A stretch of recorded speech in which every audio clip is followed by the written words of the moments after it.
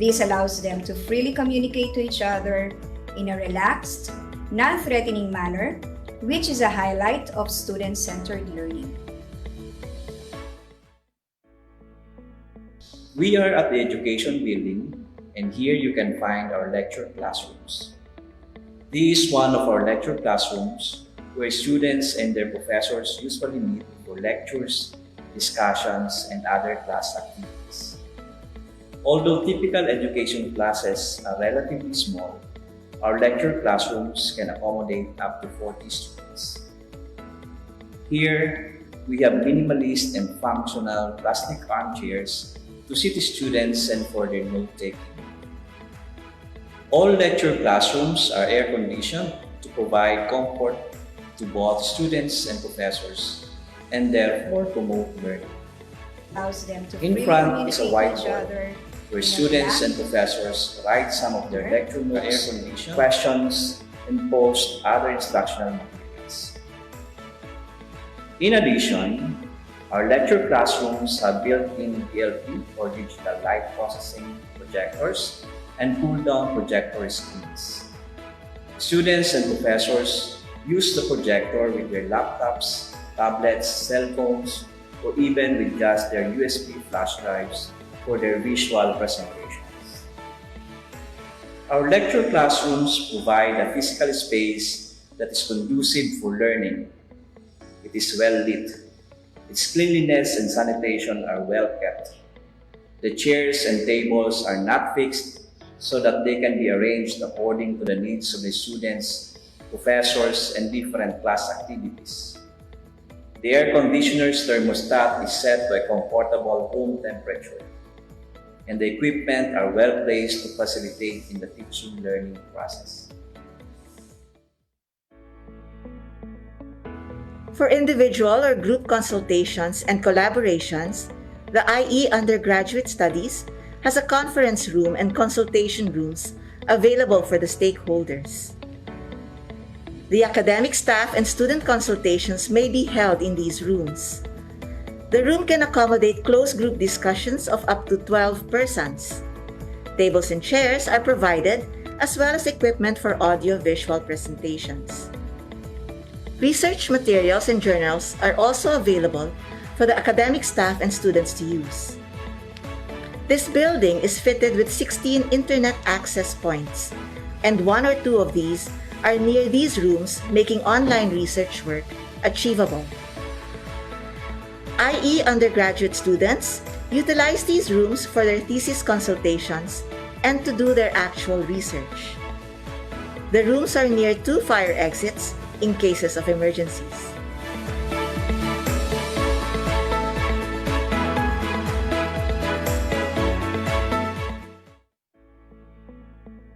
This is the conference room and lecture hall located at the second floor of the Science Building. The design of this room is based on that of an auditorium, providing the students with excellent visibility of the main stage. Tiered seats are placed, enabling those sitting at the back to see what is happening at the front. Each chair has an individual desk which can be used as a workstation to take notes or type on a laptop. To help create a more efficient learning environment, this room is furnished with digital screen projector, a glass board, and built-in audio system. Also, this room has a capacity for 120 students. Due to its size and sitting possibilities, the conference room and lecture hall is a venue for many important events in the Institute of Education that involve a large number of students, such as special lectures and meetings, student orientations, graduation orientations, student seminars, and the much-awaited yearly event, which is the Education Research Forum, otherwise known as TERF. The interactive classrooms of Far Eastern University are constructed to promote an advanced learning environment which applies interactive technologies and tools along with communications infrastructure in stimulating creative learning activities.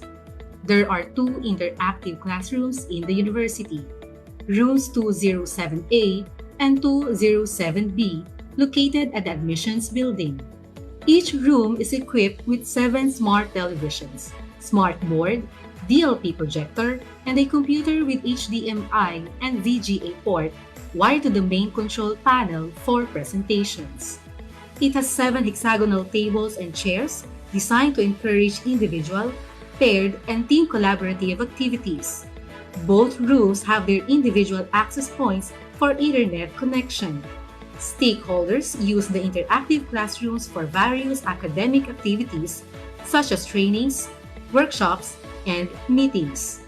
With this technological learning environment, variety of teaching approaches can be made to maximize students' mental abilities. From exploration, experimentation, to discovery, the advanced classroom setting optimizes student learning and improves their capabilities of technological application in this innovative era.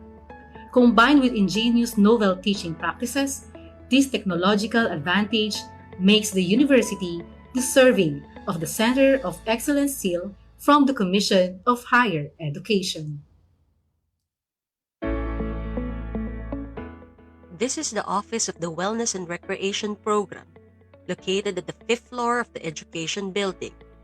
The office manages all concerns related to WRP offerings of the university, which are short courses handled by specialists and cover diverse wellness-related lectures and other activities such as sports, exercise, self-defense, nutrition, and vocational wellness, among others. Operating from 9 a.m. to 6 p.m. on Mondays to Fridays, the WRP office is managed by the Institute of Education through its department chair. Before the pandemic, outdoor wellness courses are conducted in the campus's grounds such as the Arts Building Court and the Nicanor Reyes Hall Court, while seminars are held in auditoriums and lecture halls. However, due to the pandemic, WRP courses are currently conducted virtually through FEU's online platforms.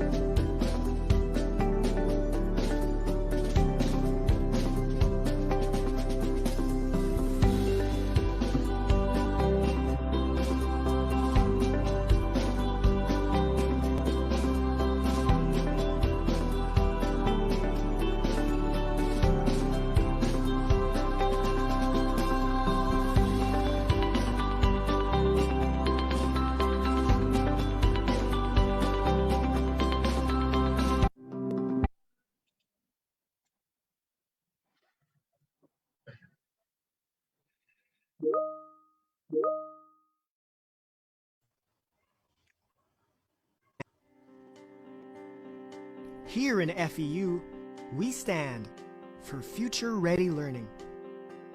for continued education, not just for our students, but also for ourselves. Because by learning more about our students, we learn how to be better educators. For educational innovations. Because better, more responsive teaching techniques that put emphasis on learning instead of just passing. Help our students be better prepared for the future. For turning knowledge into wisdom, not just accumulating it, so we can fulfill the potential of every student to be a future leader, and not just an achiever. We are FEU, and we stand for a future-ready generation. We stand for future-ready learning. Welcome to Far Eastern University. Here are some reminders from the FEU Office of Education Technology. Join 15 minutes before the start of the event. Make sure to dress appropriately. Remember that this is a formal engagement in an online setting. Check your Wi-Fi connection before joining. Familiarize yourself with features you may need to use, such as mute, unmute, stop-start video, and screen share. Mute your mic when not talking. Use the raise hand button if you want to speak. Find a quiet place without interruptions. Be aware that you are on camera. Avoid doing things that may cause distraction. Use appropriate equipment for the webinar. If you're using your mobile phone, please use a headset to reduce the noise that they pick in your location. Please avoid using a speaker. When asking a question, always state your name and your institute department first before throwing in your questions. Also, please make your voices clearly heard.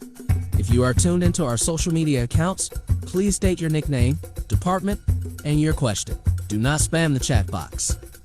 Always be courteous and do not engage in a chat with others while the webinar is ongoing. The organizers reserve their right to disengage anyone who will not follow the guidelines. We are now ready to start our event.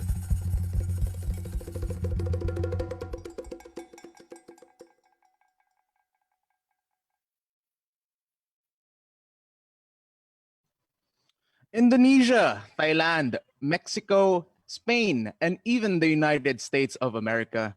Has the thought of teaching in these foreign countries ever crossed your mind? Have you ever thought, I want to teach abroad, but I just don't know where to start? Well, you came to the right place. My name is Ding Allen R. Makasilang, a graduating student of the Bachelor of Secondary Education, major in English of the Institute of Education. And I, on behalf of the Institute of Education, welcome everyone to TAM Educator Abroad, a beginner's guide in teaching abroad. How is everyone doing? I hope everyone is doing well today, and I am truly excited for the talks that will happen for today, as it will be given by extremely qualified and talented individuals. Now, before anything else, of course, I want to introduce the speakers for today because the speakers are very, very talented. Uh, to introduce our first speaker, he served as a student council officer of the IESE in 2007 and as the FEU CYC president in 2008. He represented FEU in the International Conference for YMCA Student in Hong Kong in 2008 and was a recipient of YMCA Manila's Outstanding Academic and Leadership Award in 2009. He graduated summa cum laude and as the class valedictorian of class 2009 with a bachelor's degree in secondary education of general sciences. He was one of the 10 outstanding senior students of FEU and received the Dr. Nicanor Reyes Leadership Excellence Award. He was also the recipient of the President Gloria Macapagal Arroyo's Academic and Leadership Excellence Award. He pursued his master's degree in educational administration at the Ateneo de Manila University while working as a full-time biology teacher until 2012. He later worked at Reedley International and became a curriculum coordinator until 2016. He eventually moved to Mexico as a science teacher and curriculum coordinator at the American School Foundation of Monterrey, one of the best international schools in Latin America. He has presented his differentiated instruction and assessment methods in various conferences in different countries, such as the Dominican Republic, Mexico, and multiple states in the US. He is also working as a curriculum consultant of international schools and helps them transition to the use of the next generation science standards, train teachers in implementing adopted curriculum, and recommend administrative actions to achieve curricular goals. He was recently featured in Myron Dweck's book, Giving Students a Say, for his pedagogical approach to teaching. Josh is currently pursuing his PhD in educational leadership and policy at Texas Tech University. He will soon move to Chile to play a similar leadership role in curriculum development and as an IB biology teacher at Nido de Aguilas International School. Everyone, please welcome Mr. Josh Ariel Almoite. Sir Josh, welcome. Please go ahead and greet our audience. Hi, everyone. Good morning. And it's nice to see familiar faces, even if their cameras are not yet on. Dr. Kalala, my former professor, Professor Sioson, I think she's here. I saw her name, Ate MJ and JR. So for those of you who don't know, JR and I met at FEU and I worked closely with his brother when we were in the student council. So I'm so happy to see familiar faces, familiar names, and I'm glad to be back sharing what I can to, especially to those who are graduating. I think when is the graduation, Ding? When is your Um, I actually cannot remember, but I think it would be around June or July. this year, right? This year, is that Yes. right? Mm-hmm. Okay. Well, congratulations. So, um, when I first gave a talk last time, when Joseph invited me, we briefly talked about my intent to share how did I end up being in Mexico and working for international schools. And I think this is a very good opportunity, especially for those of you who are graduating, to understand like where are you going to begin your adventure.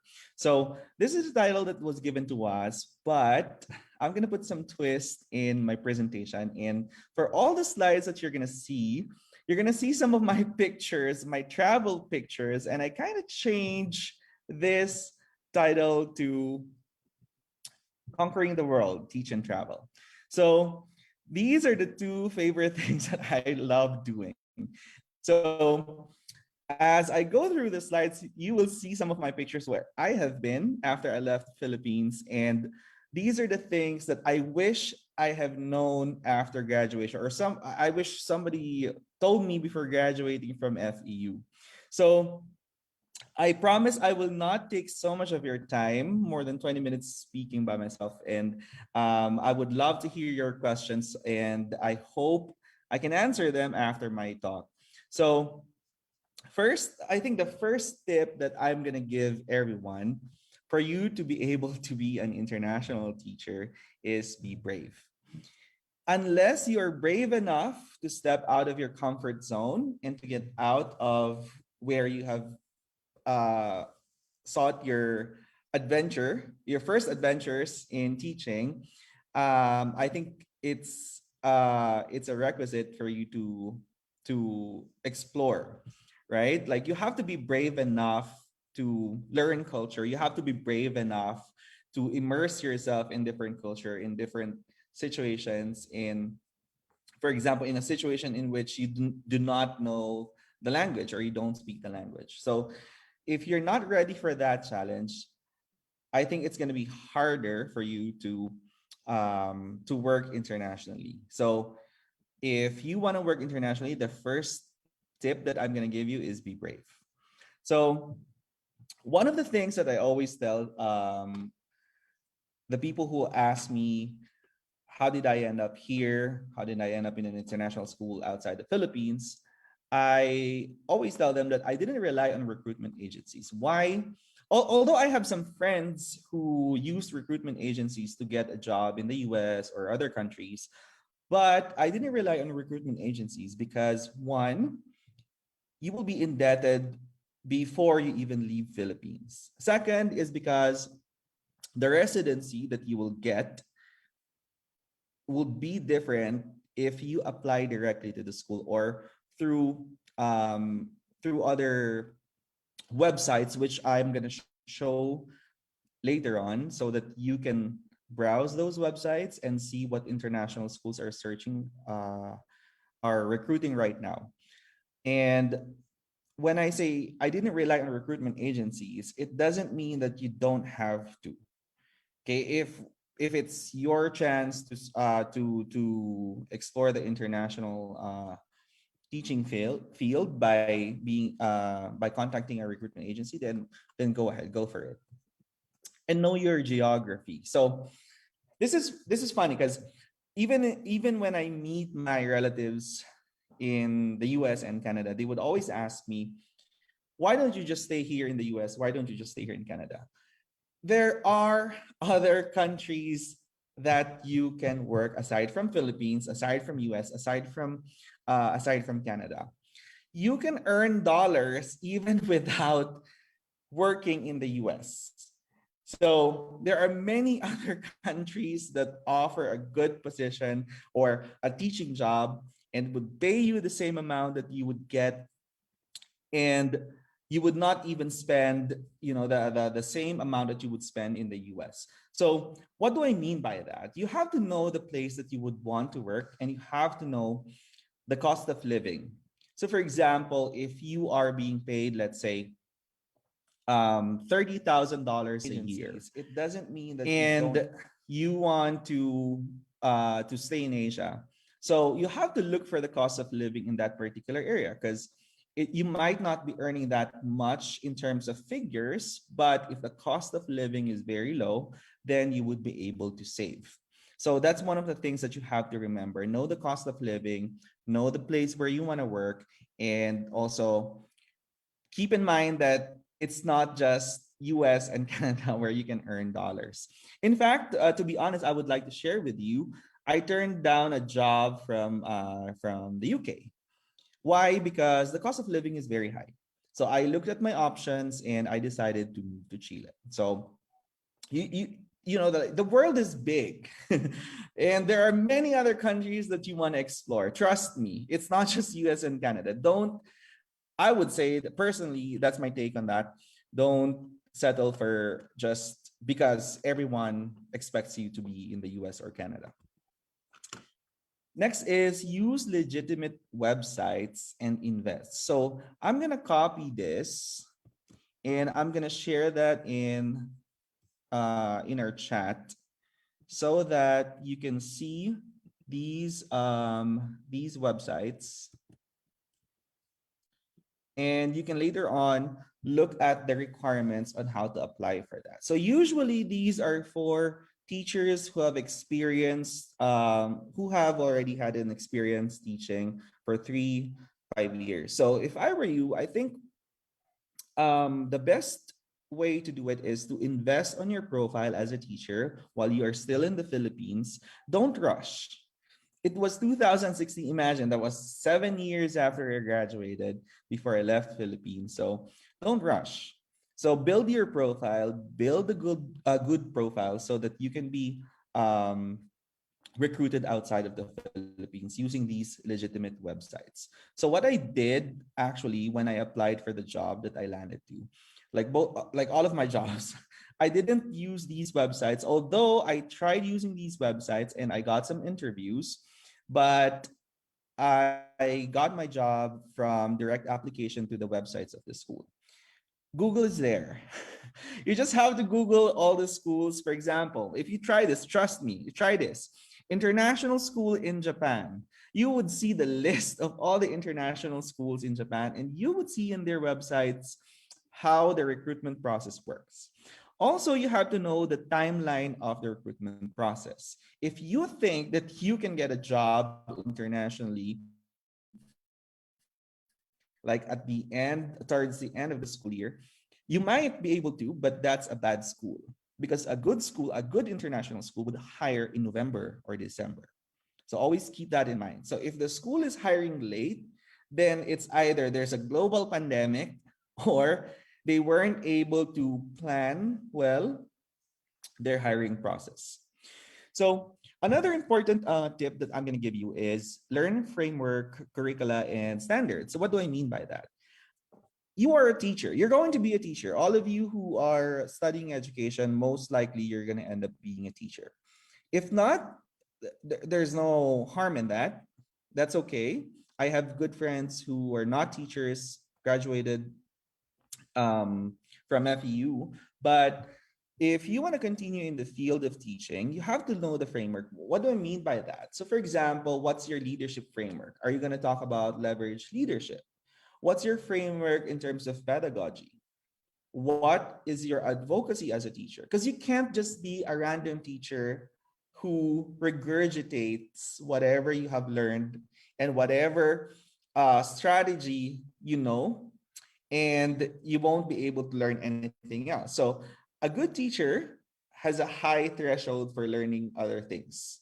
So don't settle in for just learning the public school system in the Philippines. If you really want to leave and you want to work abroad, you have to know other curricula. For example, A-level biology or A-level, O-level biology of Singapore, or A-level science of British curriculum, or the NGSS from the United States. So there are many different curricula that you can explore, and you have to master that well.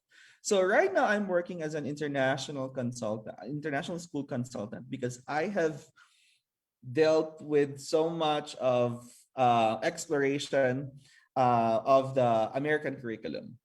And mind you that I'm training American teachers whenever I go to the US, and especially when I present in science conferences, and they don't even know their curriculum.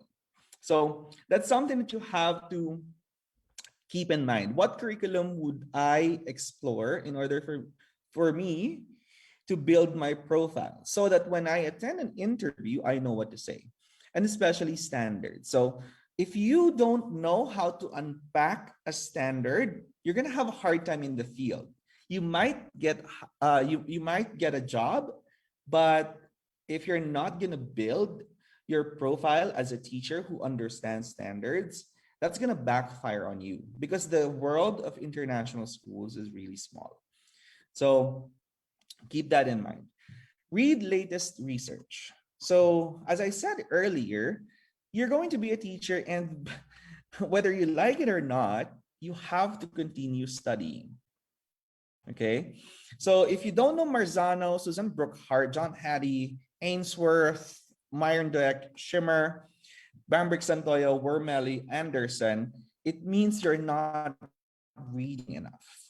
Okay? So, when I say read latest research, these people are the ones that you would hear in the international education field. Why? Because they are the ones who published books about curriculum, leadership, assessment, inclusion. So if you don't know what are those things that I'm talking about, maybe it's time for you to equip yourself and start reading. Because when you go to an interview, that's going to be a good tool under your belt to talk about research. I always talk about the research of Marzano because I'm a Marzano person, and I believe in what his research mean. And I always talk about Ainsworth for power standards. I talk about Meyerndijk about giving students a say and how to differentiate instruction and to empower students. So if you can mention those names and the principal of the school that you're getting their interview on knows these people, then it's going to be a plus point on you. Join professional organizations. As I said earlier, international schools are the world of international school is very small, and joining professional organizations would link you to other schools. Like, for example, I landed in another, teaching other international schools and training some Americans because of my participation in the National Science Teaching Association and the Tri-Association Conference of Latin America. So wherever you are, whatever region you chose, you have to join a professional organization to establish network. Find your strength as an educator. I think this is something that I shared with my with the audience from my last talk. Find your strength as an educator means you have to understand who you are as a teacher. Am I going to be a teacher, a leader? So if that's my goal, then probably I need to read more about leadership framework. If I'm going to be a curriculum leader, probably I need to have a master's degree in curriculum and development, curriculum and instruction. So you have to know what your strength is. Am I good with data? Am I good with evaluation? Am I good with assessments? If I'm good with assessments, then how do I present myself in an interview? The reason why I'm saying this is because every time that I appear in an interview, I always highlight my strength as an educator. So for example, me, two of my strengths would be being a curriculum leader and being a collaborative leader. So as I go through that, I talk about the framework that I know and how I implement that in my classroom. So if you have a clear vision of who you are as an educator, it's going to be easier for you to discuss that whenever you attend an interview. So I said earlier, build your network, present in conferences. So I thought when I left Philippines, I won't be able to present in conferences anymore, but that's not true. Good international schools would actually pay for your trip and for the hotel, for your food, whenever you present in national conferences, because it's a plus for them. So when you present internationally, they would pay for you. I have been to the US many times, and my school would always pay for my flight and for my hotel and for my pocket money just for me to present, because that's something that would let them build their reputation as a school, and also that's good for you. That's a plus point for you. So try to look for those conferences. And there are some conferences that you can start there in the Philippines. So little by little, you have to know the circle where you belong, and you have to expand that circle. There's no recipe for learning a culture. I think this is one of the questions that was raised when I presented last time.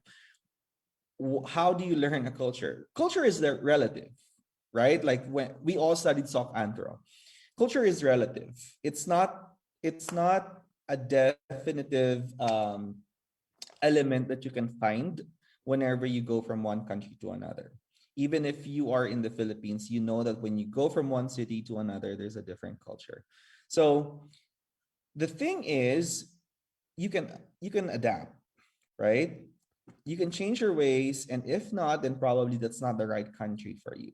So a lot of teachers who go abroad suffer from cultural fatigue because they weren't able to adapt, and they weren't able to change that mindset that you are in their country. And remember that whenever you are in another country, stop complaining and stop saying, oh, in my country, this is how it works. In my country, no, because you are a visitor in their country. So that's something that you have to remember. You are a visitor in their country. They didn't force you to be there. You chose to be there. Another thing that you have to remember. This is something that's not empirically reported, but I would say that the ugly truth about international teaching is there is racism, there is pay gap, there is sexism. So let's start with sexism. If you are a female, there are countries that pay women less. And that's the ugly truth about international teaching. Pay gap. This is something that I'm going to investigate eventually in my dissertation for my PhD. Recruitment, international schools and the recruitment process. Because there is a huge pay gap between people of color and white people in the international teaching field. So even if you have the same degree that you have accomplished, even if both of you are PhD holders, or sometimes even if you have a PhD and the other one is white and just graduated bachelor's, they wouldn't put you on top of the list. And it happened to me. So I was applying for as a director for teaching and learning in one of the schools, and they scheduled me for an interview, and they said, hey, like, we want to talk to you. We saw your profile, Great. So when they give me that schedule, 5 minutes later, they send me another message and they said, "We're sorry, going to cancel your interview because we found out that you're from the Philippines." So I never thought ever in my life that I would experience such blatant racism, right? And it's it's sad because we are teachers, right? It's the education field, but that's the ugly truth. Okay, so this is again one of the most important things that you have to know. When you apply for a job and you see the contract, you're not obliged to sign the contract. You can choose. Right now, I'm in the point of my career that I just choose the schools. And I have to see the housing package, the plane ticket. So what does that mean? Whenever you are offered a job, it's not like working in the Philippines. You would be offered a housing salary if it's a good school. It means they're going to pay whatever you have. So a good school would pay at least $1,000 for a house. If they pay less than that, then check again the cost of living because they probably are paying 500 and that's okay. And you're probably in Thailand and that's fine. Plane ticket. So every year, international teachers get the plane ticket package. So good schools would offer a ticket going home and going back. So for example, my school right now would always pay me $1,000 something for a ticket. And if I don't want to use that to go back to the Philippines, I can use it wherever I want to. So that's one of the perks of being an international teacher. Also allowance like food allowance, cafeteria allowance, are they going to give you that? So ask those things. You have to ask those things. For those of you who are graduating, you better take down notes. Okay, because I didn't learn this until I was actually already in the field. Relocation package. What do I mean by that? The good international schools are actually paying for let's say, money for you to buy appliances. Or if you're going to be in a fully furnished house, they're not going to give you a relocation package, but they're probably going to give you your first month salary in order for you to adjust, buy food, and so on.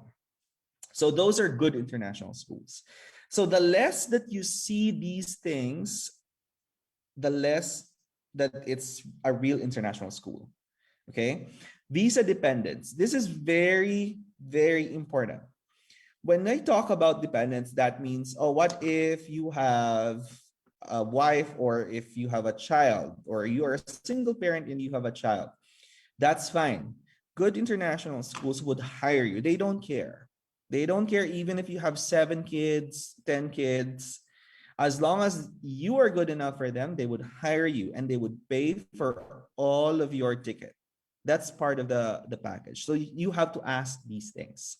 So Josh, do all international schools offer the same package? Obviously not, because they have different financial capabilities. That's why there are high-tier international schools, and there are international schools that are classified as local schools, but they're giving international curriculum. So you have to look at those types of international schools.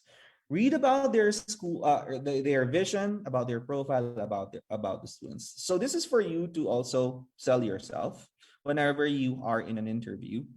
So, for example, if I'm going to look at a Catholic school and they want the ideals of Magis, for example, the Jesuits.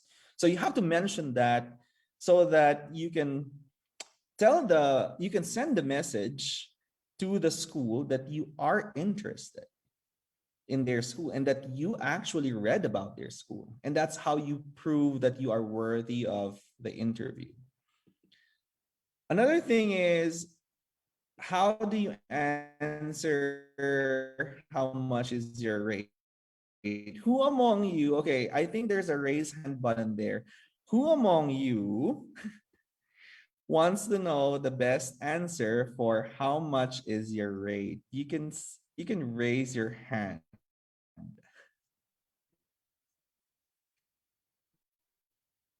gonna ask you, what's gonna be your answer if I ask, for example, if I'm a principal of international school, what's gonna be, I'm sorry, I'm putting you on the spot. What's gonna be your answer if I ask how much is your rate?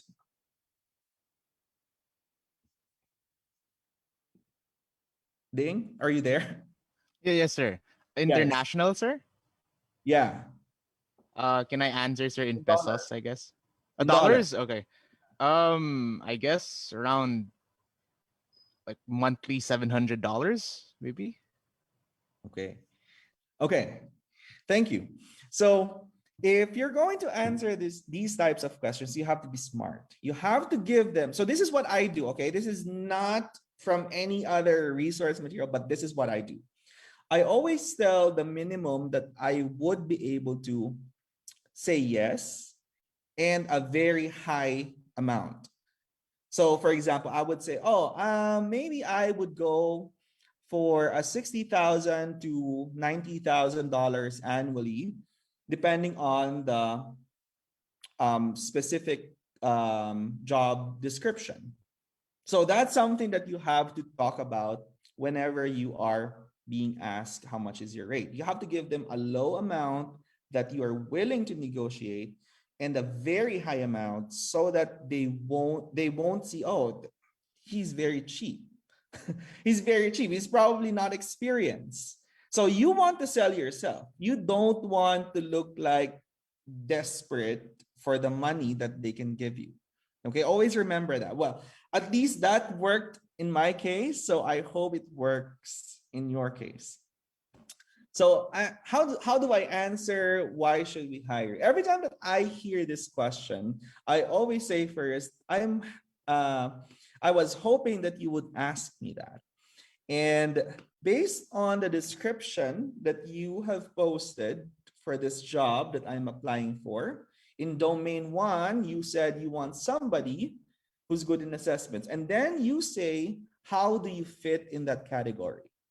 You have to be very smart whenever you apply for a job. Not you're just going to be sending your CV and then blaze of glory would come up with an idea. Why should we hire you? No, you have to prepare. Okay, you have to prepare. How to answer what is your weakness? This is something that's difficult to answer because you have to answer it truthfully. My technique whenever I'm asked this question is I don't give them something that would not let me pass through the screening process. So for example, you're not going to say, well, sometimes I get too drunk and I don't want to go to school. Of course, nobody's going to hire you with that answer. You can answer, well, my usual answer is this. I have a very high standard for myself, and unfortunately, not everyone in the community would share the same level of standard.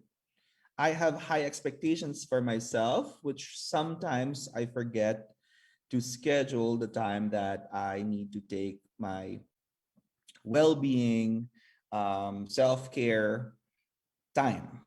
So that's something that's not really bad, and that's not really telling the person that there's nothing good about there's not that you don't have a weakness. So it's still a weakness, but it's not something that they would say, next, right? Like you don't want them to think that way while you are still in the interview. So that's going to be my tip. Prepare for your interviews, okay? Highlight your strengths and always remember that you are worthy enough. So if you are from FEU, you're always worthy. I think the culture of meritocracy and competition in the Philippines is something that we have to avoid. So for example, if you are from a different university, or if you see somebody from a different university, oh, maybe I'm not going to get it. No, the world is big enough.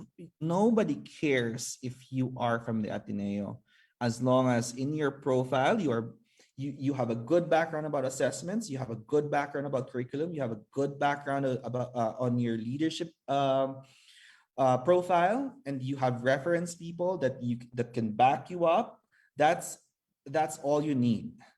Nobody would really care. So as you heard earlier, I graduated as the class valedictorian of 2009. And I thought it's going to be easier for me to get in the field, to get a job. The reality is no. You really have to sell yourself, and you have to make sure that you are still you are building your profile. So before I end, this is something that I want to show you. So you have seen where I traveled in the world. But I want you to remember that I walked the same streets as you did. The same street food that you ate. I ate those. I don't know if they're still there. I think I've heard it's better. They don't have the HEPA lane anymore. I don't know if that's true. But it's the very same Moraita Manila that I walked at. And I never thought that I would be able to leave Philippines. It's not because I just want to leave Philippines, but I want to make sure that I'm financially stable and I'm able to help my family. And one last thing that I want to give everyone is you have to love yourself and travel. Traveling rejuvenates the soul. It's like you're born again.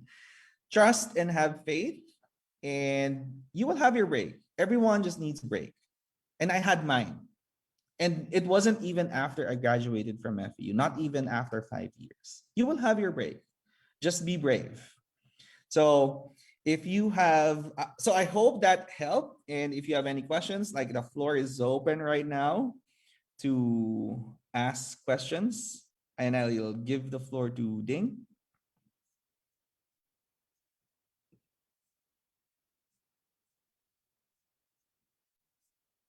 Ding.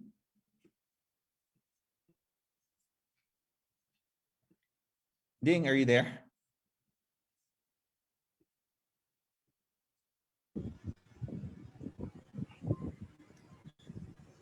Ding, you're on mute. Where is he? Yeah. Yes, hello. Yeah. All right. Sorry, my internet kind of disconnected for a bit. But thank you, Sir Josh. That was a wonderful presentation. And I myself learned a lot on what to do and what to be careful of, right, when we are applying for a job abroad. Now we will be proceeding to our open forum, and we will now be entertaining questions. Now, for those who joined us in the Zoom call, you may raise your hand using the reaction button at the bottom of the Zoom application. And once you are called, you may open your mic and your webcam if available and proceed to ask your question. And as for the audience in our Facebook Live, kindly type in your nickname in the chat box and your question, and I will be reading your questions live. You know, guys, it's this is what I always tell my students in the midst of the pandemic. You actually want to get as connected as possible. So if you can ask your questions by turning on your video, that would be so much better. But if you prefer to write it down, that's also okay. But I would love to see your faces and hear your questions directly from you.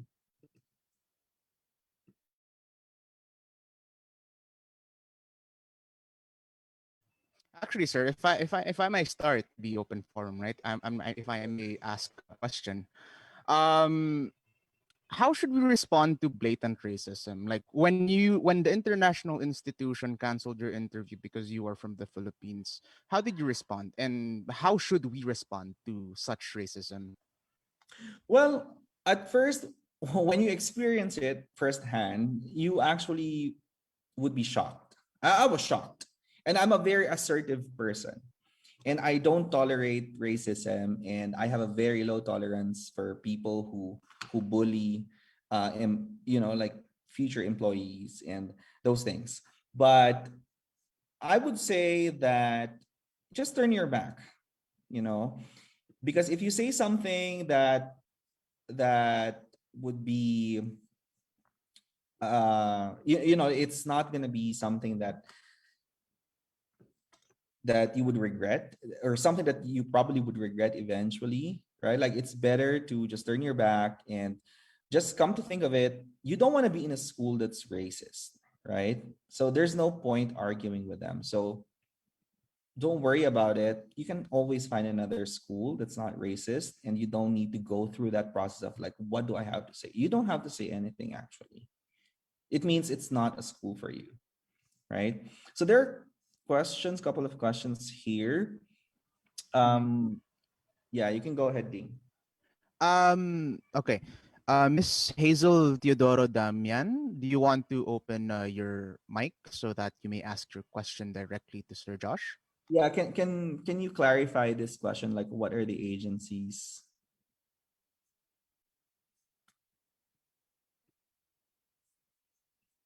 Hi, Hazel. Are you there? Um, Miss Hazel, are you there? Okay, I'm gonna answer this question based on my understanding. So, if you're asking for the agency that's based on the Philippines, I cannot give you a concrete answer for that. But if you are asking for the websites, I gave you the websites earlier, and just remember, you don't need an agency to leave the Philippines. Okay, so you can actually directly apply to different schools. All right. Thank you very much. Probably S- you wanna ask Sorry, go the ahead. $1 million question: how much do you earn?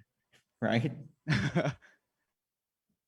Go ahead, sir. How much do you earn, sir? How much do I earn? I'm not gonna tell you how much I earn, but I'm gonna tell you how much I don't earn. How about that? I don't earn below $50,000 a year net.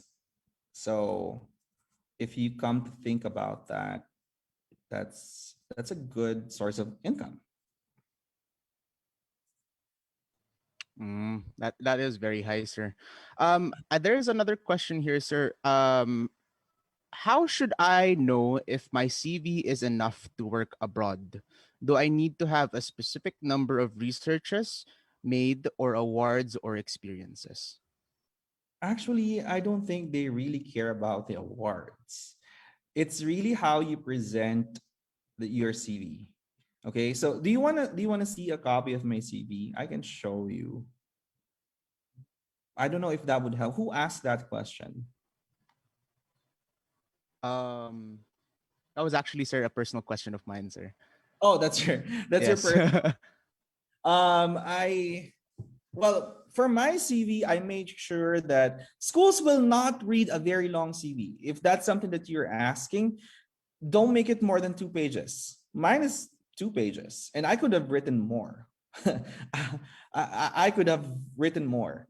And always include the ones which are more recent and include your training. So I'm going to share a little bit of how it looks like. Sorry. So this is how my CV looks like. So if you notice, it's not the kind of CV that you would see elsewhere. And this is how I designed it. So I have to put my profile, I have to put my philosophy, where I study, professional experience, and then the languages that I speak, and then presentations. And as simple as that. Like, you don't really have to you don't really have to put all your awards that are not relevant to being a teacher, and you just have to present yourself well, particularly in the interview. Your interview is really your ticket to getting the job, because no matter how good your CV is, and if you don't know how to present yourself, then that's going to be a no. That's going to be a no. All right. Thank you, sir. There's also a question here in the Zoom call. Ms. Dakanay, if you would like to directly ask that question to our speaker, you may go ahead and turn on your microphone and also your webcam if it is available.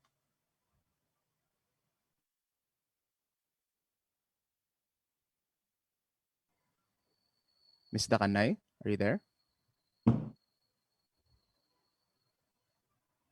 um can you read the question? I can't see the question. Oh, sure.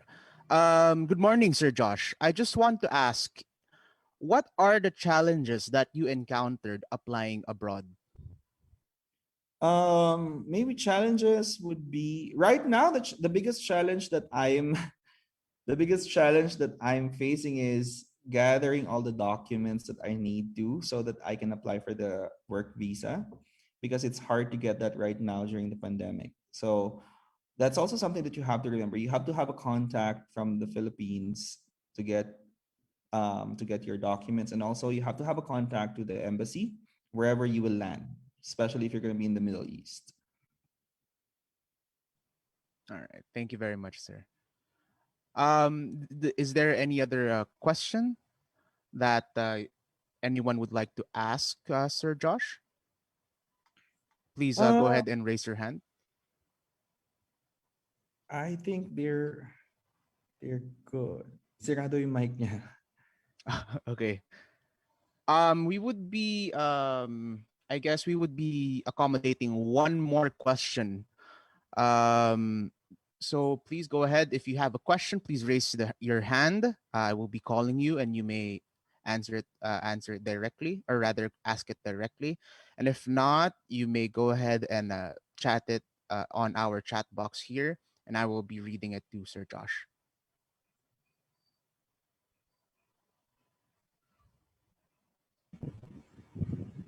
Excuse me, Ding.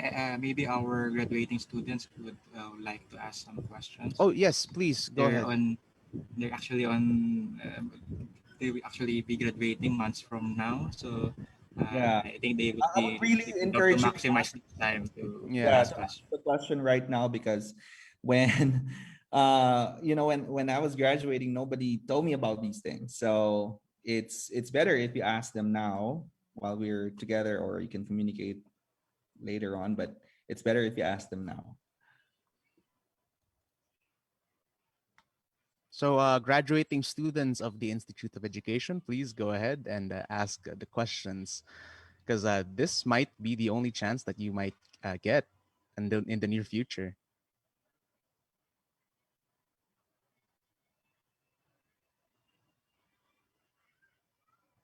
Okay, here's a question from Mr. Ray Rodrigo. How Mr. Rodrigo, would you like to open your microphone so that you may explain the question properly and ask directly to Sir Josh?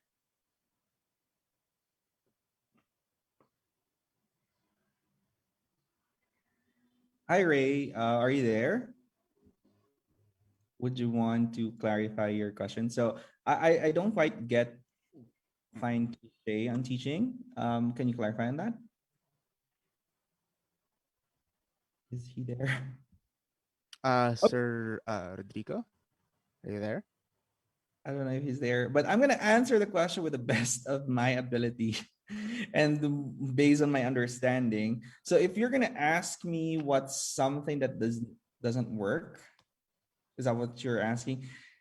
Doesn't work when you apply and sell yourself? It's gonna be probably the same thing that you would hear from anyone, right? Like for example, if you were asked, "Hey, why should we hire you?" and you're gonna say, "Oh, I'm a good, um, I'm a very flexible team member. Like I love collaboration." So, how do you verbalize that in order for you to highlight what you actually do and what you can do?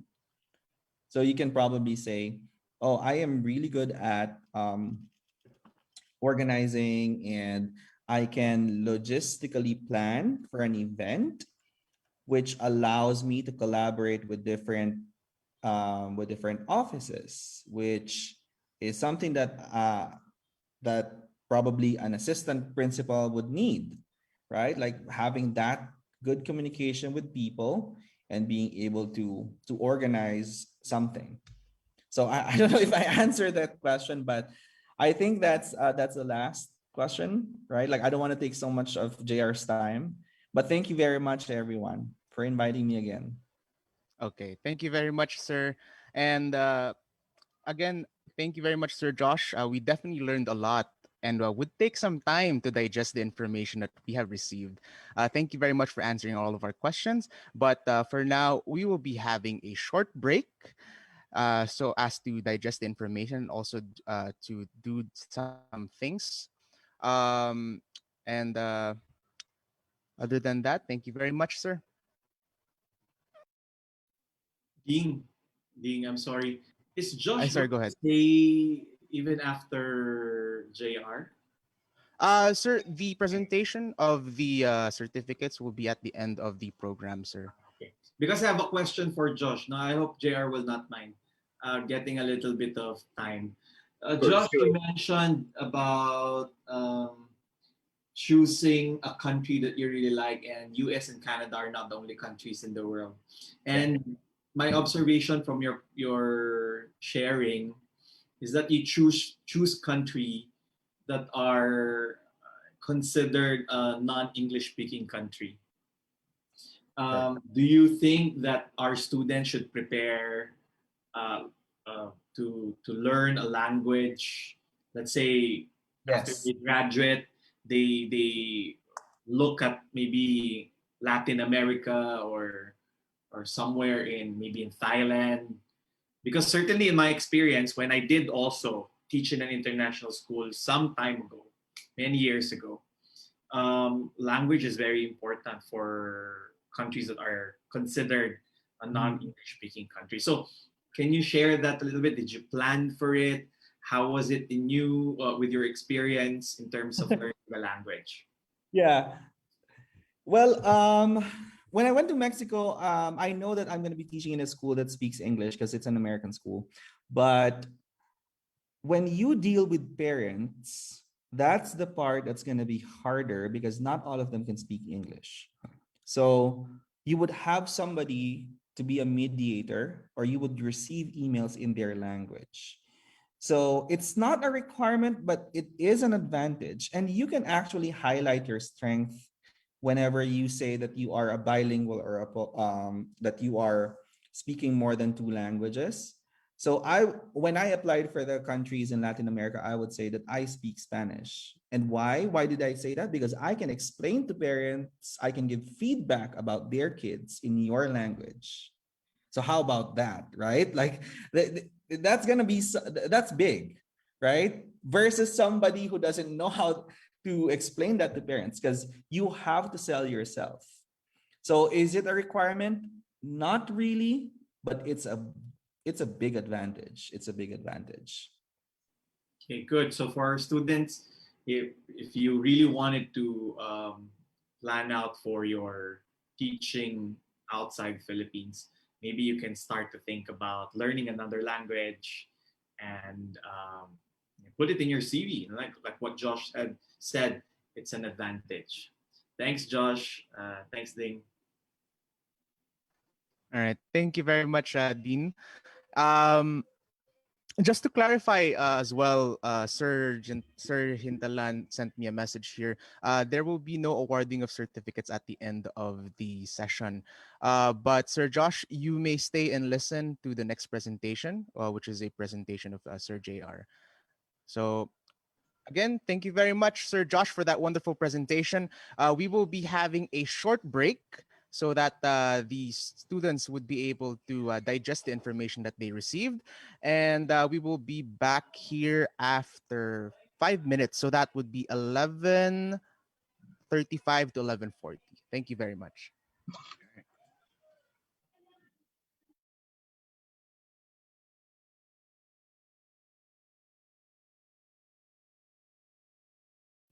JR, I didn't know you are already working in California. That's in California, right? Yes, California.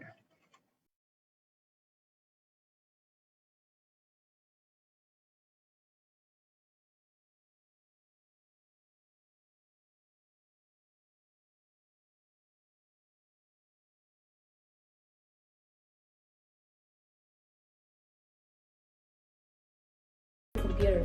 Sort files that you need for school. Start drafting a chart of reading materials, learning activities, and file it for your future use or research. M for manage. Manage your time and be productive. Act as if you are still at school. Set alarm for study time to work on research and academics. Create a schedule. This will help you avoid distraction. E for entertain. Divert your attention from worries by doing various activities that is entertaining yet beneficial for your well-being. Strike a balance between the real world and the digital world. Stay home and be safe, Tams. How can students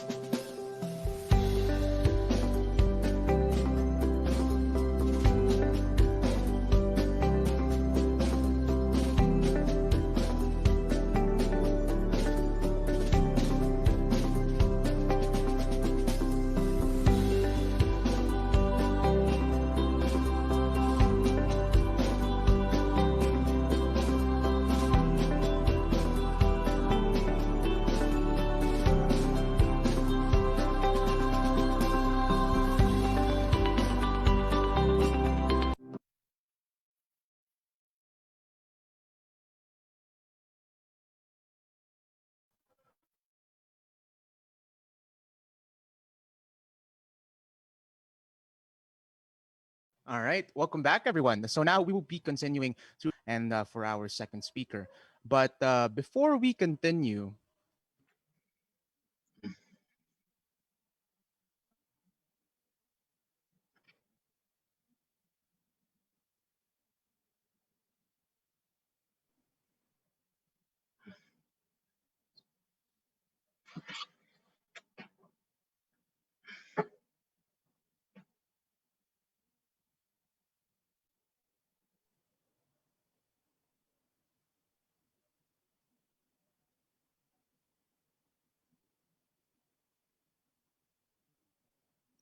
Joseph, I think Ding lost his connection. While we are waiting for Ding Maybe to we can reconnect. introduce JR. We have a copy of his bio. Yes, Ding. Thank you. Okay. So while waiting for Ding to reconnect, we can proceed.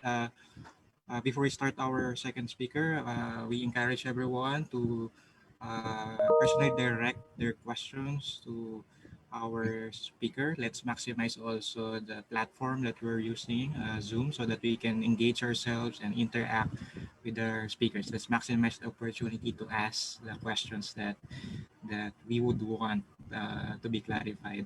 Okay, so the next speaker is my batchmate. We both of us graduated back in 2011.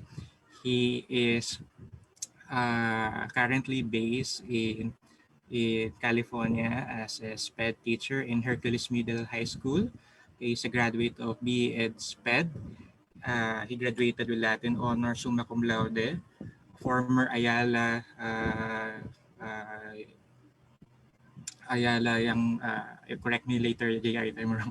Ayala youth leader, also top 9 of the 2011 let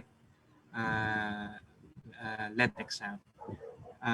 Without further ado, I introduce to you Mr. Ricardo Villas Jr. Hi, JR. Good morning. Hi, good morning, everyone. Thanks for extending this invitation. And I'm so happy that I'm speaking together with Kuya Josh or Sir Josh, the way I used to call him is Kuya Josh, way back in the late 20 something in Sorry, FEU. JR. Now that you mentioned, I need to say that Dr. Colada, Dean Harold, I used to call him Kuya Harold, and you used to call me Kuya Josh. So now Yeah, that you right. mentioned, I just wanted to say that like we are all connected. And it's strange that way back in 2008, it seems that this is one of our lessons in Dr. or Mr. Dean Harold's class, which is the education technology. He's the one handling that lesson. And he foreseen this about distance learning or distance education, as we call it in the Philippines. And we talked about how all these things, possible things will happen, and now it's happening. See, last 10 years ago, we were just discussing in the classroom, and now it's happening real time, and we are now in the phase of this distance learning. And so I'd like to share my screen. How do I do that? There it is. Much has been said about going abroad or teaching abroad. I think we're just give justice on all those things. But he took the road less traveled by. The one that I took is the one probably more often traveled by teachers going abroad, and that is through recruitment agency. And so I have a diverse, different background as to share with you as far as agency is concerned and how those recruitment process will work. Okay, I'll just work on this one. Okay, sorry, it has to be at the beginning. So the program that I'm in right now is what we call the teacher It's on exchange shown program. already. Okay. So the program that I'm in right now is the teacher exchange program. Probably this is one of the common things that you will hear from other FEU graduates that are working here abroad, especially in the United States.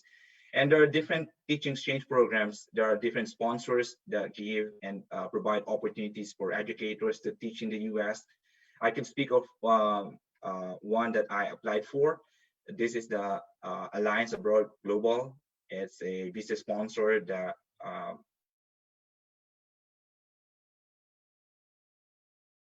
about opportunities teaching abroad, especially in the US. One, now we have Google, just type those things, keywords, teacher exchange program in the US or teaching programs in other countries, and it will give you a lot of search results where you can start your shopping list of countries that you'd like to work on or to visit or to try to be part of, okay?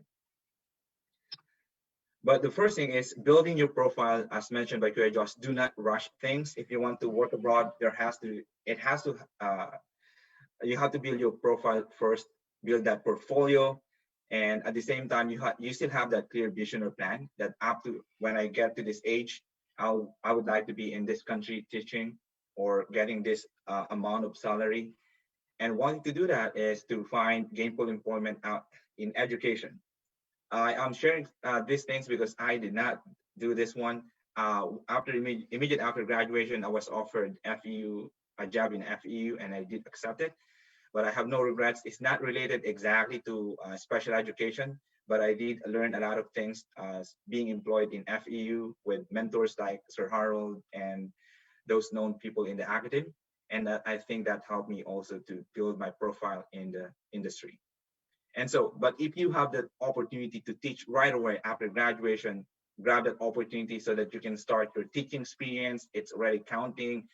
And later on, once you've decided to apply in any school abroad, that teaching experience will be at your advantage, especially in the US. If you're planning to work in the US, the higher teaching experience you have, the longer teaching experience you have, the higher salary will be. Even though people applying have a master's degree and just a 2 years experience, and you have 7 years of work experience, you probably will get more, even though you don't have the master's degree, okay? So right away after graduation, even though you are getting, I know for a fact that some school, especially private school, are not that competitive in terms of providing salary. But if you are planning to work abroad and you have that goal in mind, then try to settle on those. I think that help you both meet both ends. But after years, 5 years, you will be able to reap the fruit of your labor. Okay, that's the first thing. And I would also encourage you, if you're planning to go abroad, though it's not a requirement, enroll in graduate studies. Okay, the reason why I'm telling you now is that gone are the days where you have to wait for like 10 years before you enroll in graduate school. I would encourage the younger you are, enroll in graduate studies while your mind's still fresh of the things that you learned from undergrad, and you can apply it in your classroom. And at the same time, you're advancing your learning, and you're building your portfolio. It's very important, especially if you're going to look at the salary scale. There's a big gap between an undergraduate studies and those with master's degree. So if you're planning to go to US, have that graduate credential with you, and surely you will thank your younger self for doing that. Okay, enrolling graduate students, I can stress enough the importance of improving you in terms of professional growth and economic stability once you get that job that you are aiming for in any countries that you'd like to work on. Okay. Another thing is ace the let. Okay, focus on your licensure exam. Before thinking of working abroad, try to focus on passing your licensure exam. It's better that you have your teaching credential in your home country, which is the Philippines. Not only that you're helping the institution FEUIE to build its credential, and at the same time to improve accreditation portfolio, you're also helping yourself in the future. Right now, I'm teaching in California, and I know for a fact there are a lot of licensure requirements here. It's like you need to take an additional 5 licensure exams, just like in the Philippines. And so one of the things that the recruiters are looking for are your performance in the licensure exam. Will you be able to pass all the licensure requirements and the credential requirements in this host state or host country? And so that's one thing that you might consider in mind, is to invest some time improving your reviewing for the licensure exam and getting good results. Okay.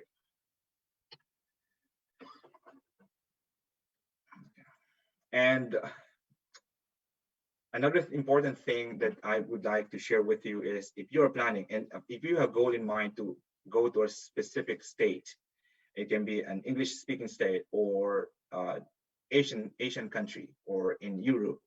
It's very important to learn about their culture as early as now so that you can immerse yourself, look for YouTube videos, documentary researches about the culture of the host country or state that you are aiming to apply for if you will be if you already decided that you will be applying for this job.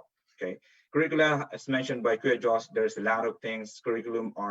There are different curricula being implemented by different schools. And so if you have a target state or country, they usually publish their curricula in the Department of Education webpage. And you can use that as a starting point, springboard to get your research started and to learn more about their school culture, the curriculum that they're implementing, the standards that they're using. Is very important because if you're a SPED teacher, you should be aware of the standards that they're using. Every goals that you are proposing in the IEP goals needs to be connected to their standards. So if you are planning to work abroad, standards, curriculum are very important. And I can stress enough, Kuya Josh really stressing up on the importance of those aspects to be familiar with those curriculum standards and related things in education. Also, it's also equally important to know about their laws and legislations governing education. Especially special education, there are a lot of laws and legislations that you have to study. And some of them you already study in your undergraduate program, but it's not, there's a need for you to invest on time studying those laws and legislations so that you'll be familiar on the things, on the do's and don'ts once you get to your host country or state. Okay. And I did mention already about host state country and licensure credential requirements. If you're planning to go to California, you should be prepared to work on some licensure requirements, licensure exam, just like the CBEST, the CTEL, and the CLAD, and all those other credential requirements. And I think you have 5 years to complete all those credential requirements. The state is very generous for teachers, especially for exchange teachers to complete all those credentials. Teaching in foreign country is already stressful, challenging in many different ways. And if you know that you are not good in test taking, you might want to go to a state that has less licensure or exams, like Las Vegas. They pay good, but they have not that many licensure exams that you have to pass. Some states will require you to pass the praxis test, like it's a basic gen ed test, and some states will require more. So if you're not good in test taking and you feel like there will be less chances that you will be able to meet all those credential requirements within 5-year term, you better select some states that offer less or have less credential requirements. Okay. And I know some people that I'm proposing to transfer here or to move here to California. They don't want to stress themselves for passing all those state requirements, so they just decided to enter other states that has less credential requirements. Okay. Here's the deal. I would like to encourage everyone, if there are some questions, things that you'd like to ask in each of these slides that I'm presenting, I'm encouraging to write your questions right now in the chat box, and later on, we're going to get back to your questions. That way, you will not miss that opportunity and question related to a specific slide. Okay. Again, ask me one question that if you feel like I will explain a little bit further in that area, you will get a better understanding of what I'm trying to share right now. Okay. The interview process is also a crucial part of your ticket going to any country or state out of the country. And Sir Josh already mentioned about some tips on how you can pass your interview, or how you can ace your interview with all those tips on how to answer certain questions. And the thing is, once you already have that good foundation, academic foundation and experience, that's why I'm asking and encouraging everyone to teach right away after your graduation and take master's degree, is that when you have that interview process, you already have a rich experience, a rich knowledge foundation about those things that the interviewer might ask you. And at the same time, you can't go wrong when you share your experiences on how you implement certain instruction on how you implement certain intervention, on how you process IEP, how you deal with parents, how you deal with difficult students, how you manage student behavior. If you have that rich experience, then it will be easy for you to pass those interviews, because you can easily sell yourself by simply referring to your experiences that you have built upon all those years while still waiting for that chance or breakthrough to get to be hired in international school or in any public school in state country that you are applying for. Again, it took me like 6 years after graduation, after graduating in FEU, before I decided that I'll be working abroad. Okay, I I sent my resume like in December of 2017. Is it? Oh no, 2016. I got the interview. So the interviewer from the US went to the Philippines through the agency. I got my interview in the first week of January. I was informed that I got hired in the afternoon, and I started browsing my documents and got married after a month. So that's how fast it kind of goes. Once you're already there, it will be so fast, and there will be a lot of pressure on a lot of things, and which leads me to the next one is the network of support. I think it's very important that as early as now to connect with alumni that are already working abroad, so that you can get more tips specific to the country that you're applying for. We have a lot of FEU alumni working as special education teachers in Las Vegas, North Carolina, Monterey, some in Arizona and California. And so if you want to connect with them, there's some, I think there's a FEU alumni web Facebook page that you can connect, and you can ask some questions. And if you need more specific information on how to get through on those state and what are the different requirements, you can ask the alumni that are already working in there. Okay. Another thing is that if you are going to the track that I've mentioned, which is agency, if you want to have someone to help you processing all the documents, I think there's a good chance that you will get accepted if you go on a agency. The good thing about agency is that even though you're not hired on the first hiring process or hiring schedule, they will still schedule you for other schools that are looking for teachers. So there are other chances, but going on that track will comes with a cost, and you have to pay a lot compared to you, the one searching for all those information online that Kuya just mentioned. There are many ways by which you can go to other countries without going through the agency recruitment process. I think when I learned about all those things, that I can apply for a teaching job in the US without going through the agency process, I could have saved about $500,000, which I spent just to get here when I go through the agency recruitment process.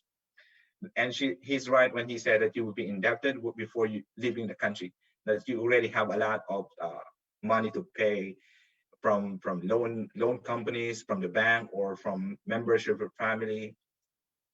So there's a different track. So it's up to you what to choose. But I would encourage you to look for those online sources or resources, because that's what I plan to do after my program here.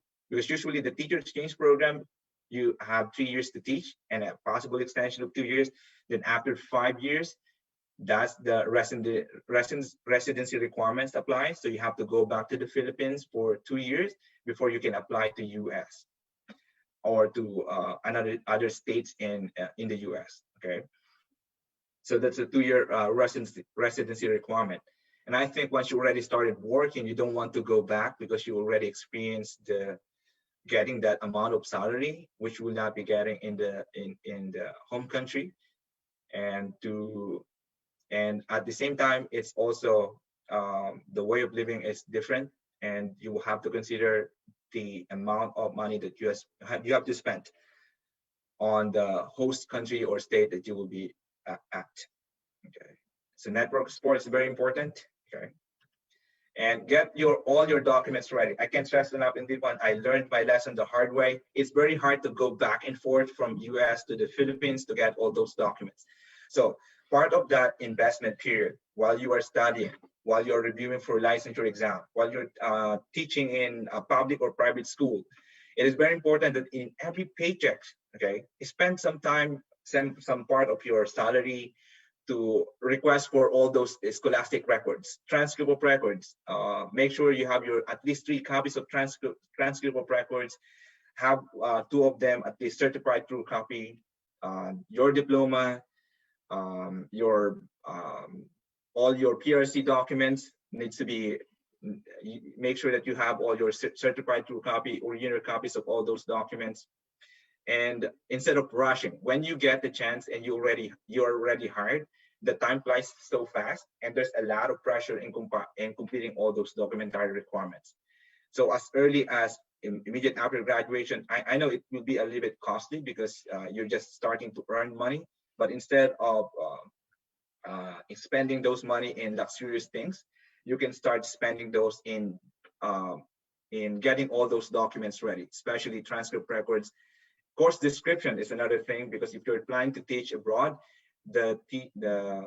some state will require the course description, because they want to match your academic preparation with their requirement. And if you don't satisfy their minimum requirement, you have to take additional courses in the state, or as mandated by the whatever governing body is looking at all those credential requirements.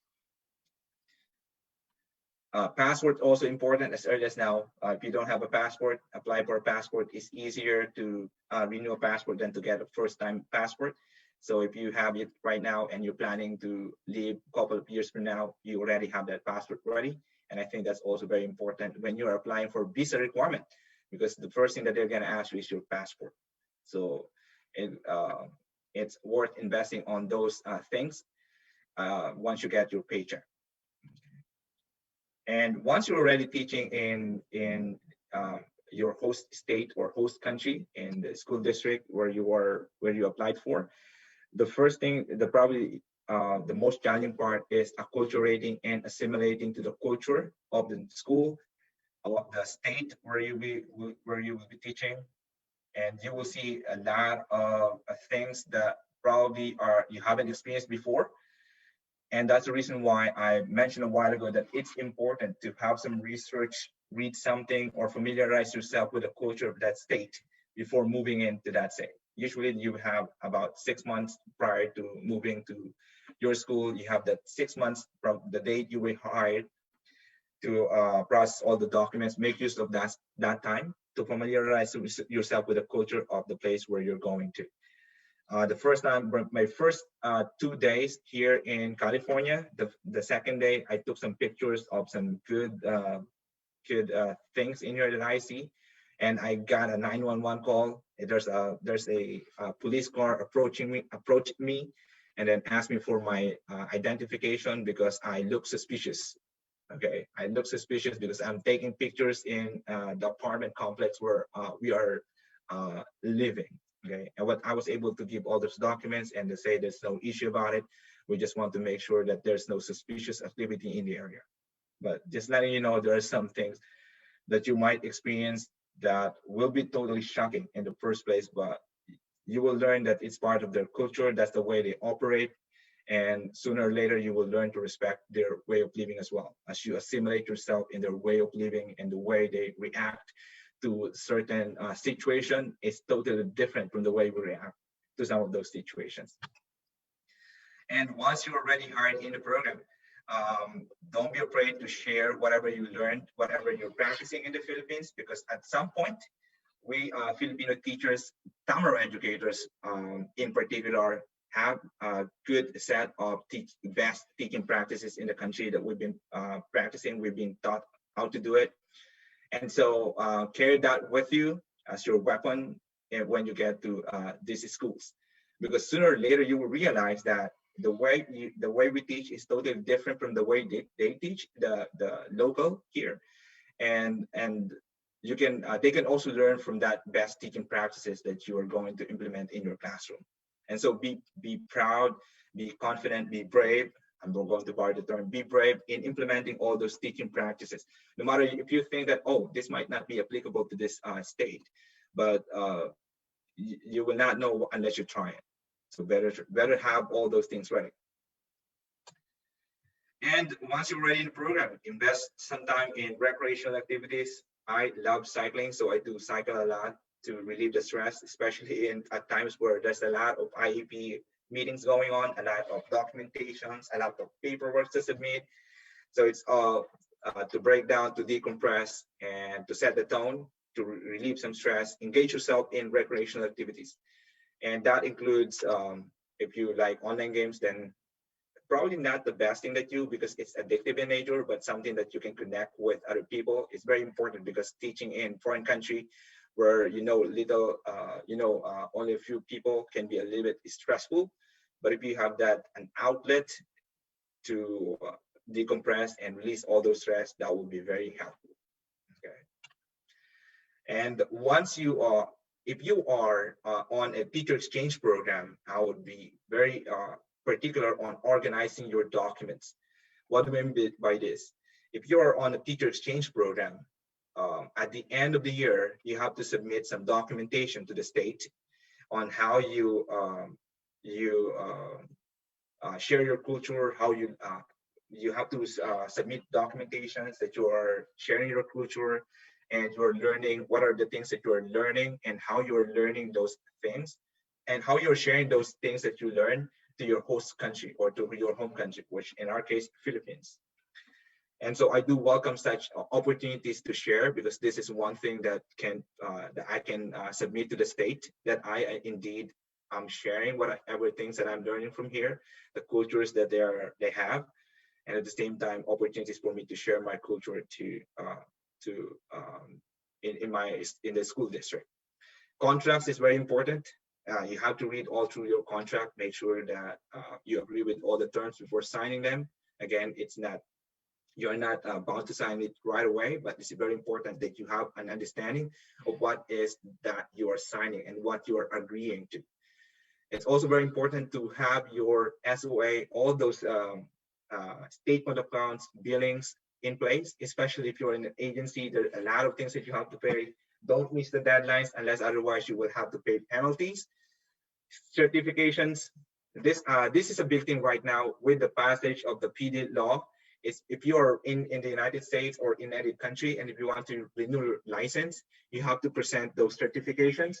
And if you're attending professional development opportunities in your host country or state, make sure that you're keeping records of those certifications, because once you go back to the Philippines and you have to apply for renewal of your license, you have to present all those certifications so that there will be no problem in renewing your license. I learned it the hard way when the new PD law was passed, when my PRC license expired. And so I have to go through the hard process, because I didn't bring with me all those certifications. So I have to ask my housemate to take a picture or scan all those certifications and send it back to me to the Philippines, so that I can print them and present it to PRC. Only to find out that other than that, you have to register all those certifications online, which I am not aware. So that's an important thing to do once you already get into the program. Okay, year-end report, statement of accounts, contracts, certifications, make things, your documents are organized. Okay. And attend PD opportunities or professional development opportunities, workshop training that has something to do related to your field.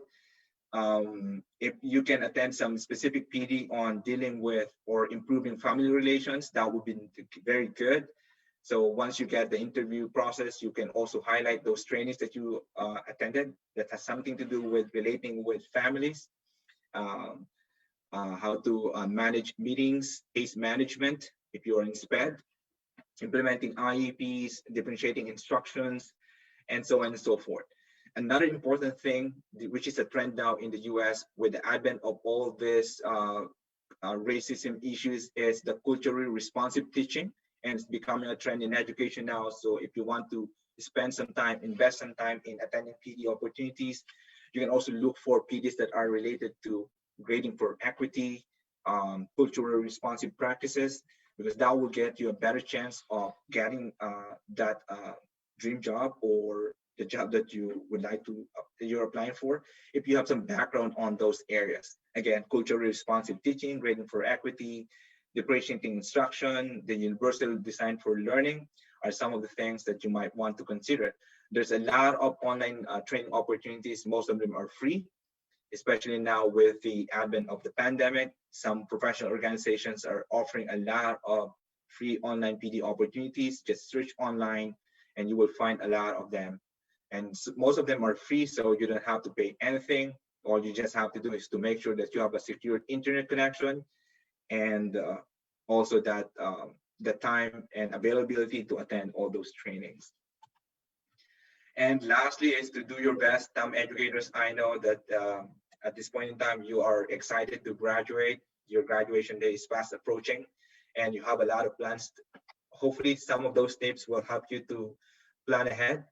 I know don't rush your things, but still make sure that you have that vision that after 5 years from now, I'll be moving to this state. So these are my plans before I proceed to that, before I implement whatever it is in order to get or achieve that goal or vision.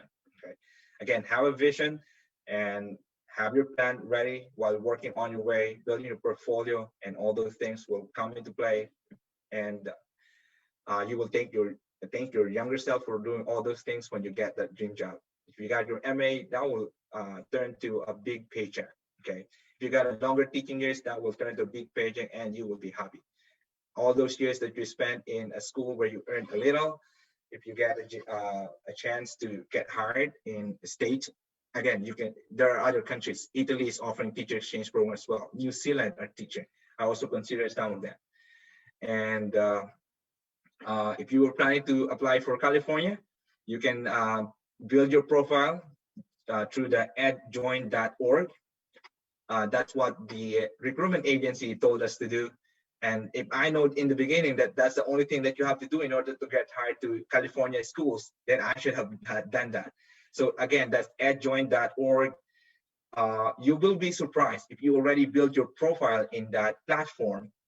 Schools will start calling you or sending you emails asking if you're interested to join their teaching force. I did receive immediate on my first year of working here in the US. I have my profile uploaded in the EdJoin, and on that year I received a lot of invitations to teach in other schools. But I signed for a contract in my school district, so I can't accept other applications at this point in time or invitations to teach at that point in time. And so it's very important that you have your profile. If there are some states or if they have some specific online websites where you can build your profile, make use of those online application profile instead of going through any recruitment agency. But if you are interested in recruitment agency, there's a reputable recruitment agency in the Philippines that you can really trust, and but it comes with a cost. Again, you have to pay some amount of money, some good amount of money before you can get even here. But if you don't want to get to the track that I traveled, if you want to go on the road not taken, the less traveled by, just like what Kuya Josh did, then those research will definitely be a good help. Okay. And lastly, that's it. So teaching abroad, I just summarized it in this short, in the last slide, with all the things that I tried to discuss. Try to make it a way in which it would be easier for you to remember.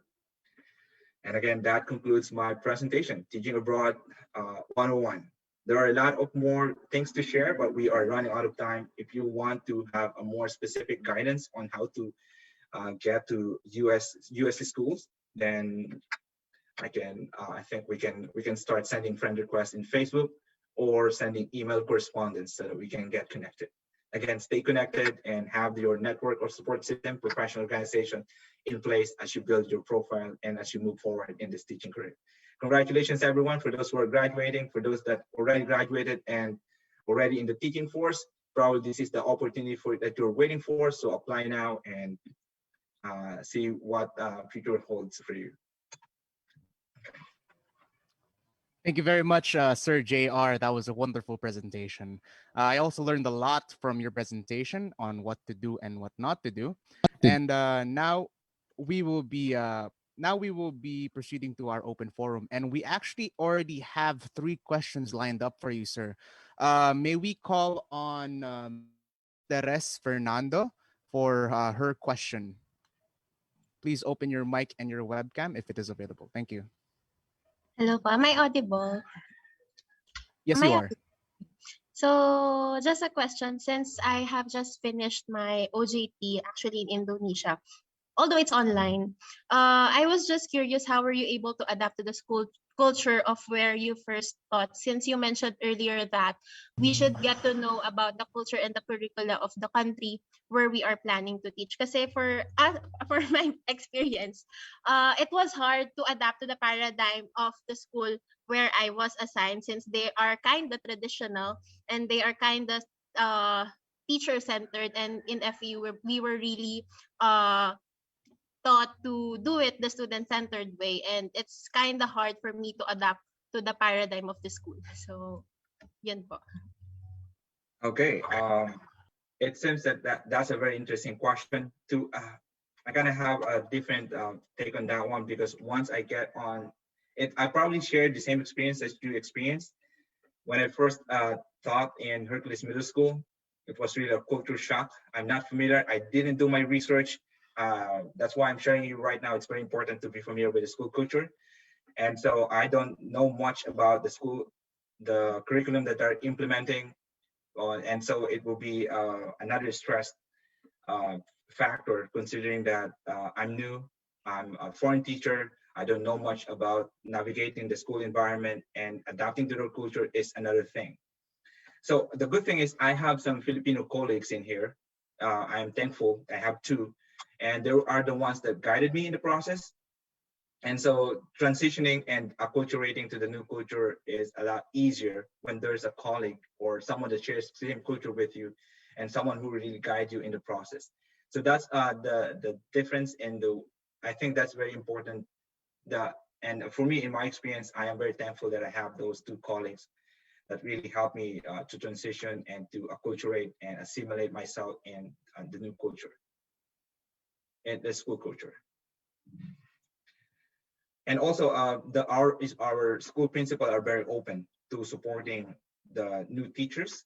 And so you can have a conversation with your admin, ask some specific questions on what are some of the practices that you can implement in the classroom, and some practices that you can't implement in the classroom. There are cases wherein and this is a true experience in my first year of teaching, there's a student that accused me of sexual harassment. Yes, some students can make up stories, but the good thing is you have to back up your self, and you have to have your documentation in place. The students accused me of sexual harassment, which is not true at all. The student standing at the door, I just asked the student to, the school regulations that you have to have your door open when you are talking to a student at all times, especially if there's only one student in the classroom, or don't engage in a conversation with a student at all when you are alone with the student. Have all the students out. In that case, I have my classroom door open, and the student is standing at the front door. I'm standing in front of the classroom, and the student goes bizarre, call the parent, and then tell some things. I think it's very important to familiarize with the school rules, policies, and procedures. That's one way also to help and to back up yourself.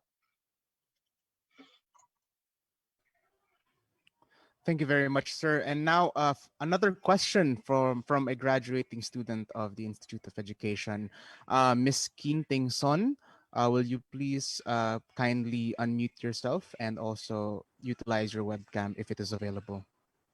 Good day, everyone. Am I audible? Yes, you are. Okay. Good morning, sir. Oh, good afternoon. Sir, I just want to ask, did you also take additional courses to make up for your K-12, to make up for the K-12 requirements there in the USA? Because especially you also, I'm also a part of the old curriculum. I'm gonna graduate, but as part of the old curriculum, and knowing that the Philippines already implemented the K-12, so I think the future students who will graduate won't have any problem with this. But as for us old curriculum, what are some of the additional courses that you took so as the process po for the curriculum alignment? Okay, my answer to that one is thanks for the question, and why I think that's a very good question as far as knowing what the curriculum, or if our curriculum at FEU is sufficient. One comment from our human resources that our curriculum is like generic. If we're talking about special education program, it's generic, like there's no specialization. So I might need some more courses, which I will be taking in September about autism, because I have students in my classroom is diagnosed with ASD. So I have to take resources, because California law states that if you're handling students with autism, your teachers, credentialed teachers, should have background or some courses taken related to autism. Okay. And other than that, I took certificate in teaching children with mild to moderate disabilities. It's an online program offered by University of Visayas to get additional, to apply, because I'm applying for a teaching position, teaching for mild to moderate and severe disabilities. And so I have to take that additional courses in the Philippines, and cost me less than 50,000 to complete the entire program. Okay. But you can use those units once you get here. They will apply to your salary scale. But the answer is yes. The state will decide. That's why you have to have your course description ready.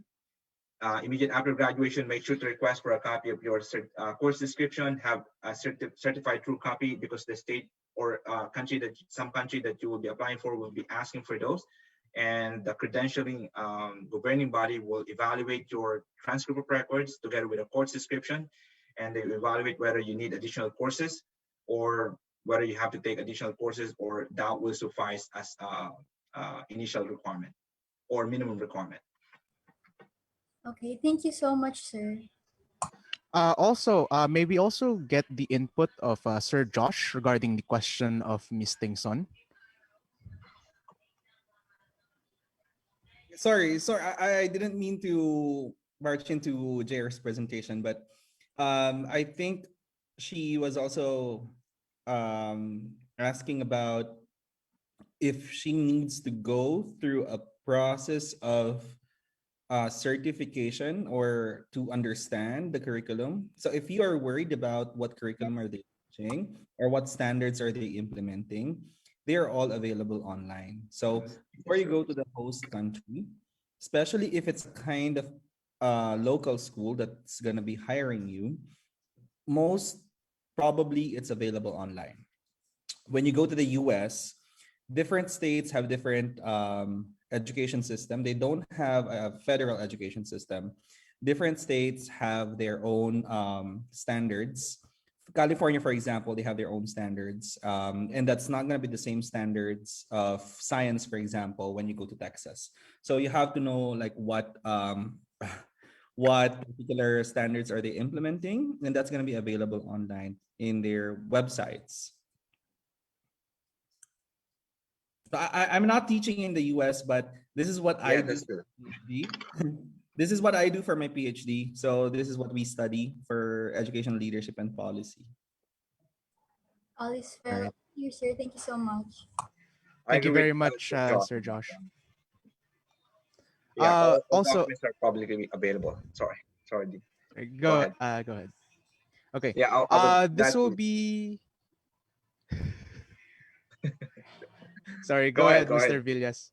Yeah, go ahead. I would just want to back up what Sir Josh is trying to say. All documents are publicly available. All those standards and even the salary scale are also publicly available. So you can already have a better understanding of how much will you be getting once you applied for those schools online. Thank you very much, Sir Josh. This will be the final question for our open forum. Uh, it is a question by an alumni, Miss Dessa Maria. She is asking, good afternoon, sir. Which countries are in demand in hiring SPED teachers or preschool teachers? Can I still apply, or do I still have a chance to be hired abroad, even if I did not pursue having a master's degree but has a 3-year work experience in both SPED and preschool. Which agencies are good for SPED teachers? Thank you so much. Okay, so master's degree is not a requirement for applying abroad. I just emphasize on getting a master's degree while still young, immediate after graduation, so you can build up your portfolio and have that economic impact later on in your life, in your career. So the answer is probably yes, because you already have a 3-year work experience both in SPED and preschool. And there are some states right now that are really in need of, our district, for instance, is in need of special education teachers. There's a lot here in the United States, in California, that are asking for. Some of them are even offering H-1 visa right away, straight from the box. Okay, so you might want to apply for those that are already offering H-1 visa rather than the J-1 visa status, because you have the credit, the residency requirement. If you don't want the 5-year contract, then go for the one that offer H-1 visa. If you are applying for an agency, then the Petrophil Manpower that's the one that I applied for. They are accepting applications year long, like the entire year, but the hiring process usually occur on the January or November. So that's what the timeline for the interview process. Again, that's I'm not certain if they still have the same name. They probably have updated their name in SEC, the registration. Again, that's Petrophil Manpower Services. They have, when you search it online, you will see the building where they're at, and I can guarantee that's a good recruitment agency, because I'm a product of that one, and I've worked with people closely who are in that agency. They're very good. They're very helpful as far as assisting teachers in processing all those documents for visa requirements, as well as plane tickets to go abroad. They even secure your housing for the first two months being in the U.S. But you have to pay a lot. Yeah, that comes with a cost. Okay, thank you very much, Sir JR. And thank you very much, Sir JR, once again for your presentation. And may we ask both you, Sir JR, and Sir Josh, for a final message or advice for the audience, especially for the graduating students of the Institute of Education. Let's start with you, Sir JR. Okay, I think much have been said about tips on working abroad.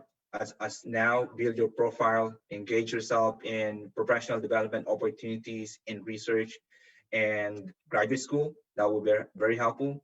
But before thinking all of those things, make sure to pass your licensure exam.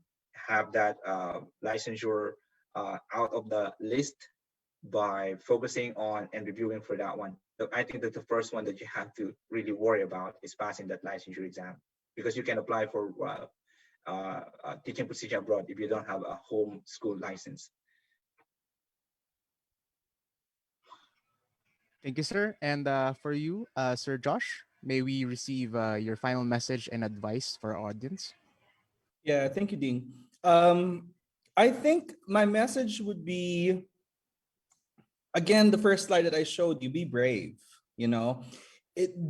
Don't ever think, this is something that you have to remember. Don't you ever compare yourself to other graduates of other universities in the Philippines. Nobody cares if they're from UP. Nobody cares if you're from Ateneo. Nobody cares if you are in the hiring process. They're going to ask you about your experience, what you know about the teaching practice, what's your pedagogy, how much you are informed about current research.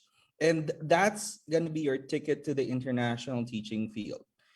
Never think that you are less hireable if you don't have a master's degree. It's a battle of guts more than a battle of CV. I'm telling you. So just to give you a heads up, if you're going to apply for other international schools, apart from the ones in the US, I'm telling you, I did not just submit it to 5 schools and then I got all 5 schools. I submitted to more than 50. And that's what it takes. You will have your break. You just have to remember that's the core values of FEU. You were supposed to represent a Tamaraw. You're supposed to thrive in the wild, right? Fortitude, excellence, and uprightness. Fortitude. That's the first one. That's the first one. Before you can show excellence, you have to show fortitude. You have to know what fortitude means. And I think that's one of the I think one of my best takeaways from FEU that I would always treasure would be thinking about the core values: fortitude, excellence, and uprightness.